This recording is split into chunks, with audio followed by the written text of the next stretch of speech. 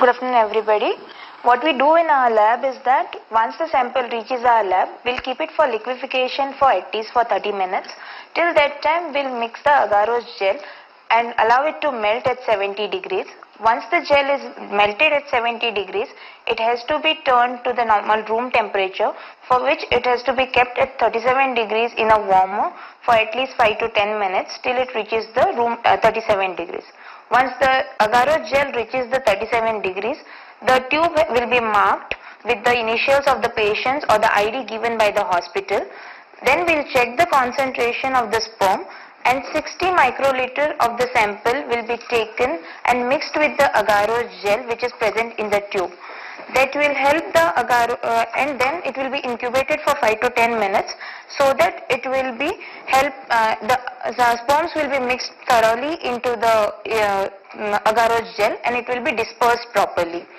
Once it is incubated for 5 to 10 minutes in the warmer, the pre-coated agarose gel slide is taken and it will be marked with the initials of the name or the ID given by the hospital, which will be printed or which will be written on the tube.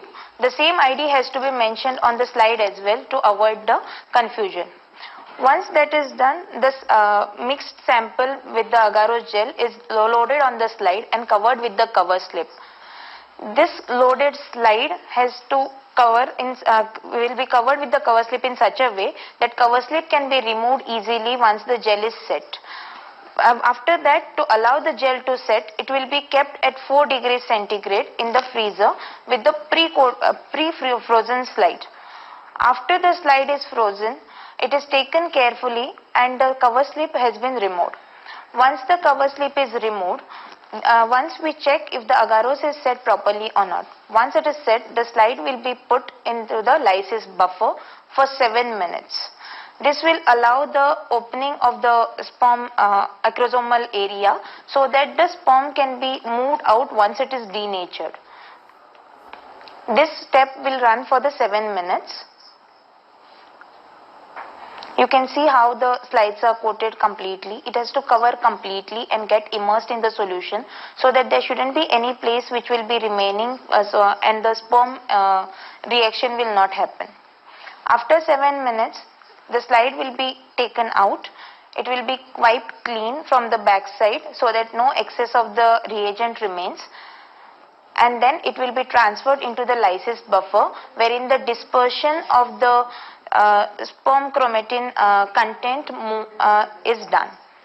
This slide will be remaining in the dispersing solution for 20 to 25 minutes.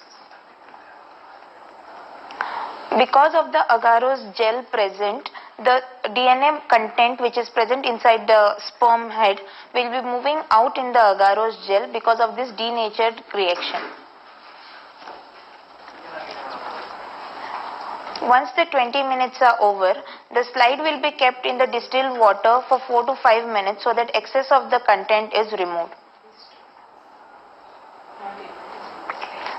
After every step, you have to clean the slide from back so that excess of the content will be released.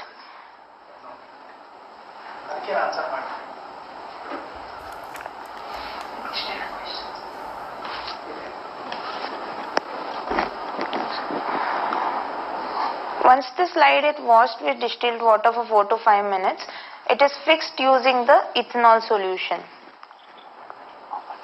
Hello. कोण गो sister कोण आसा आणि patient. After fixing, the slide is loaded with the dye and the buffer solution so that the dispersed chromatin can be accessed under the microscope. This step runs for 10 to 15 minutes, after which the slide is cleaned and dried in the slide dryer, and then it is accessed under the microscope under 40x magnification to check how many sperms have intact DNA, how many have partially fragmented and completely fragmented DNA along with the degraded forms. The DNA fragmentation index is given as total fragmented DNA plus partially fragmented DNA plus degraded DNA divided by the total number of DNA multiplied by 100. DFI is given in the form of percentage. Thank you.